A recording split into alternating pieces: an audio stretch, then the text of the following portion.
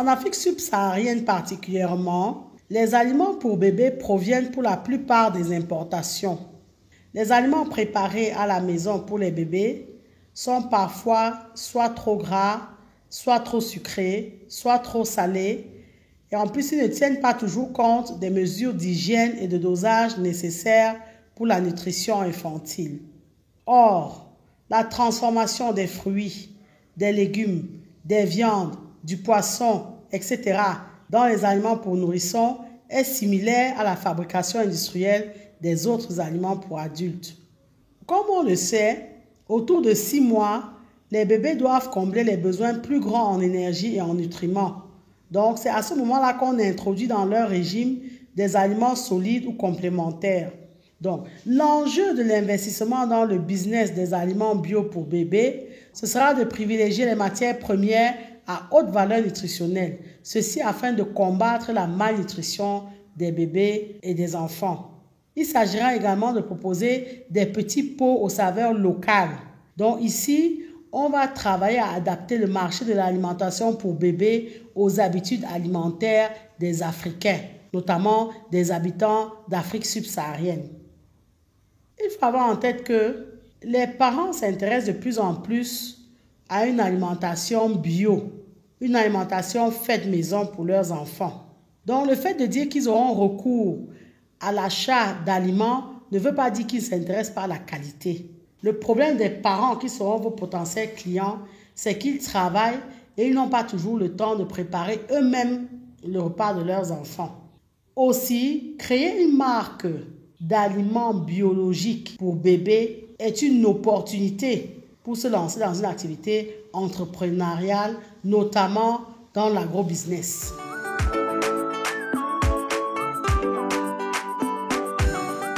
Il existe plusieurs types d'aliments pour enfants que vous pouvez produire. Donc, il y a tout ce qui est aliments lactés. Vous avez tout ce qui est farine et céréales. Vous pouvez investir dans les petits pots sucrés, dans les petits pots salés, dans tout ce qui est biscuits et gâteaux pour enfants, pour bébés, dans les plats préparés, dans la fabrication de jus de fruits pour bébés ou pour enfants, etc., etc. Il y a énormément d'aliments sur lesquels vous pouvez vous pencher et investir. En termes de segmentation du marché, vous pouvez considérer qu'il peut exister à peu près 4 segments, sachant que ce sont les 2 premiers sur lesquels il y a un réel besoin. Parce qu'après, les enfants sur le continent s'adaptent à ce que mangent les adultes. Mais vous avez un premier segment qui va de 0 à 3 ans. Il s'agit des bébés. Donc ça, c'est un segment capital, le segment de l'alimentation des bébés. De 4 à 8 ans, vous avez un segment pour enfants. 9 à 12 ans, ce sont les préadolescents. Là également, il y a de quoi faire pour les intéresser. De 13 à 17 ans, c'est l'alimentation des adolescents. Donc, du point de vue marketing, il sera donc important de prendre en compte l'autonomie croissante des enfants en tant que consommateurs au fil de l'âge. Parce que plus ils grandissent, moins les parents décident et plus ils se montrent affirmés dans leurs préférences, dans le choix des produits. Mais sachant que les meilleures cibles, là où il y a véritablement le besoin, c'est de 0 à 3 ans, idéalement. 4 à 8 ans aussi, mais à partir de 9 ans, il y a moins de besoin pour les parents d'investir dans des aliments spéciaux. Ayez en tête que le processus d'achat des aliments infantiles est particulier. Dans le cas des aliments pour bébés, les acheteurs, ce sont les parents. Donc, ce sont les parents qui décident pour les consommateurs. Les consommateurs étant les bébés. Donc, il faut le savoir. Donc, ici, la personne qui décide de l'achat, ce n'est pas la personne qui consomme. Ce qui fait que les attentes de la personne qui achète ne seront pas forcément celles de la personne qui consomme. Donc, on va vous parler des points clés que vous devez avoir en tête si vous décidez de vous lancer. Premièrement, tenez compte de la praticité du produit que vous allez mettre sur le marché. En effet, la praticité est un critère d'achat fondamental. Il faut que le produit que vous proposiez soit conçu pour simplifier la vie des mamans, qu'il soit rapide à préparer, donc qu'il y ait une rapidité dans sa préparation et que les emballages soient transportables et facilitent l'autonomie de l'enfant. que ce soit des emballages pratiques. En effet, ayez en tête que les parents valorisent avant tout l'aspect pratique des produits. Parce que le fait que les parents aient recours aux aliments infantiles, c'est certainement pour gagner aussi en temps et profiter donc des moments privilégiés avec leur enfant que de perdre du temps en cuisine. Donc, la praticité est une clé et une des clés si vous vous lancez. Vous devez également travailler à la confiance qu'inspirent vos aliments. Vos aliments doivent inspirer confiance. Les parents doivent avoir la garantie que ce que vous proposez pour leur enfant est soumis à des contrôles sanitaires et nutritionnels. En plus de la praticité de l'aliment que vous proposez, vous devez travailler à inspirer confiance aux parents. Vous devez donc travailler à adapter votre aliment aux besoins nutritionnels des enfants. Donc, vous devez travailler les quantités précises et adaptées, dont le grammage en fonction de l'âge. Parce qu'il ne s'agit pas de consommer vos aliments et entraîner les enfants vers des risques de malnutrition, soit parce qu'il y aura excès en quelque chose, soit parce qu'il y aura carence en quelque chose.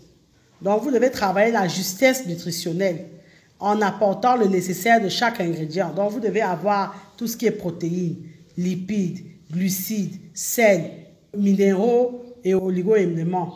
Donc, vous devez inspirer les parents et leur apporter une réponse parfaite concernant non seulement les allergies alimentaires, les intolérances ainsi que les carences. Donc ça, c'est un aspect dès le départ qu'il faut savoir et sur lequel vous devez travailler. Un autre élément clé, c'est effectivement les recettes que vous proposez. Donc tout ce qui est goût de l'aliment que vous proposez, les ingrédients que vous avez utilisés, l'équilibre alimentaire proposé. Donc, nous vous recommandons d'élaborer vos recettes en associant des pédiatres parce que les pédiatres vont vous appuyer dans le choix non seulement de la bonne texture des aliments par rapport à chaque âge, mais également dans le choix des bons ingrédients. Donc, vous devez en permanence innover et proposer de nouvelles recettes ou de nouvelles saveurs. Vous devez apporter la diversité. Vous devez varier les textures, incorporer des ingrédients qui développent la capacité sensorielle de l'enfant. Et vous devez travailler à la traçabilité des produits que vous utilisez. Vous devez mettre en place un processus de traçabilité qui permet de mettre en avant l'authenticité des ingrédients que vous utilisez. Pour rappel, il est fortement recommandé d'introduire dans les aliments pour bébés les aliments riches en fer, notamment les céréales, la viande, la volaille, le poisson, les œufs, les légumineuses. Ce sont des aliments qui sont riches en fer parce qu'un apport suffisant en fer est capital pour les bébés. Un autre point clé que vous devez avoir en tête, c'est que vous devez garantir le processus de fabrication de vos aliments pour bébés. Vous devez travailler à avoir une caution scientifique ainsi que des contrôles pédiatriques. C'est pourquoi on vous dit de travailler avec des pédiatres. Vous devez vous soumettre à des règles strictes d'hygiène et de sécurité alimentaire. Pensez au protocole HACCP dont nous avons parlé sur cette chaîne. Vous devez vous assurer que les aliments que vous allez produire n'ont besoin ni de conservateurs ni d'additifs. Parce que si on l'accepte dans les aliments de la même catégorie destinés aux adultes, pour les bébés, les conservateurs et les additifs ne sont pas indiqués. Contrôlez également les taux de nitrates et de pesticides dans les produits que vous allez utiliser, dans tout ce qui sera légumes, fruits, viande, poissons, etc. Contrôlez la qualité des produits. Travaillez effectivement à obtenir le label bio. Ça veut dire que les produits que vous devez utiliser doivent être des produits bio. Parce que c'est ça aussi en termes de communication qui va rassurer les parents. Bien entendu, votre prix doit être travaillé. Parce que ce qui rebute aussi, ce qui fait fuir aussi les potentiels consommateurs, c'est quelquefois les prix élevés de ces produits-là. Mais quand on voit ce que les parents sont prêts à payer pour les produits importés, ce n'est pas forcément, comme on peut le constater, un facteur bloquant. Ce n'est pas le critère premier de se dire que le parent se lance ou pas dans l'achat de produits pour bébé. Ce n'est pas le prix qui est un facteur bloquant. En général, ce sont les mamans qui achètent les aliments pour leur bébé. Il faut donc savoir qu'il existe à peu près 3 profils de clients type. Parce que si vous maîtrisez le profil de client type, vous allez adapter votre offre Vous avez les femmes qui sont vigilantes. Ce sont des femmes qui sont attentives aux besoins nutritionnels. Donc, ça veut dire que vraiment, votre étiquette va être très capitale. La composition de votre produit va être essentielle pour déclencher l'acte d'achat chez elle. Donc, elle va rechercher les informations sur la sécurité également. Ces mamans-là sont vraiment des mamans vigilantes. Donc, vous devez également séduire les mamans pragmatiques. Les mamans pragmatiques, ce sont celles donc qui préfèrent consacrer du temps à leur bébé plutôt qu'à prendre du temps de cuisiner. Donc, elles sont attirées sur le côté pratique de votre produit. Donc, ne faites pas un produit qui va l'amener à avoir des heures et des heures pour chauffer ou pour le consommer ou pour l'ouvrir, etc. ou pour le ranger même. Donc là, c'est la praticité du produit qui vraiment déclenche l'acte d'achat chez elles.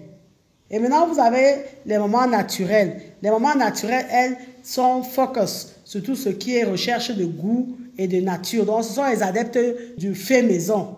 Donc, ces mamans-là seront attirées par les produits infantiles bio et les recettes naturelles authentiques. Donc, dès que vous avez le schéma de ces mamans en tête là, vous travaillez votre offre de produits pour répondre à ces critères-là. Il faut l'avoir en tête. Ça va gagner vraiment en temps. Nous vous encourageons sur cette chaîne à vous lancer dans les activités agricoles ou agro-industrielles. Mais comme on le dit toujours, vous devez avoir des prérequis. Et dans le cadre du business des aliments pour bébés, nous vous encourageons à vous former et à avoir des connaissances pointues sur les matières premières qui entrent dans la composition des aliments pour bébés. Ce n'est pas tout qu'on met dans les aliments pour bébés. Vous devez avoir des connaissances matérielles adéquates, les méthodes de préparation, parce que vraiment, on lutte contre les bactéries, les virus, les champignons, etc. Une erreur de composition ou bien une négligence peut être fatale à un bébé, parce que l'organisme n'est pas aussi solide que celui d'un adulte. Vous devez maîtriser tout ce qui est donc stérilisation et pasteurisation. Vous devez maîtriser le dosage de chaque ingrédient, parce que ça a un impact, in fine, sur la santé du bébé. Il ne faut pas surdoser certains ingrédients, parce que le foie, les organes ne sont pas encore totalement développés. Vous devez travailler la conservation. Comment la maman qui achète votre pot va conserver votre produit. Renseignez-vous également sur les procédures administratives et surtout sur les normes et la réglementation liées aux aliments pour bébés. En termes d'équipement, l'investissement initial n'est pas forcément très important. Comme on vous le dit et on le redit sur cette chaîne, on vous recommande de commencer petit et progressivement de vous étendre. Mais dès le départ, voyez grand. Même si vous voyez grand, commencez quand même petit. Ce qui fait donc que vous pouvez commencer avec des moulins, donc un moulin adapté peut-être pour les fruits, les légumes, ou alors pour tout ce qui est protéines et féculents. Vous aurez besoin d'un mixeur, d'un hachoir, d'un cuiseur, de tout ce qui est pesage, des doseurs, des casseroles, etc. Vous devez travailler également tout ce qui est emballage et étiquette pour votre marque. Ça, ne négligez pas cet aspect-là. Parce que comme on l'a dit et redit, on achète d'abord ce qu'on voit. Même si au final, le produit est très bon, s'il n'attire pas les yeux, vous n'aurez pas forcément la clientèle souhaitée. En termes de fournisseurs, on travaille avec les produits agricoles. Donc, c'est à vous de travailler à chercher des agriculteurs qui peuvent vous fournir les produits, les agriculteurs bio notamment, qui peuvent vous fournir les produits qui sont la matière première de vos fabrications. Quant aux emballages, donc vous allez trouver les fournisseurs également d'emballages alimentaires.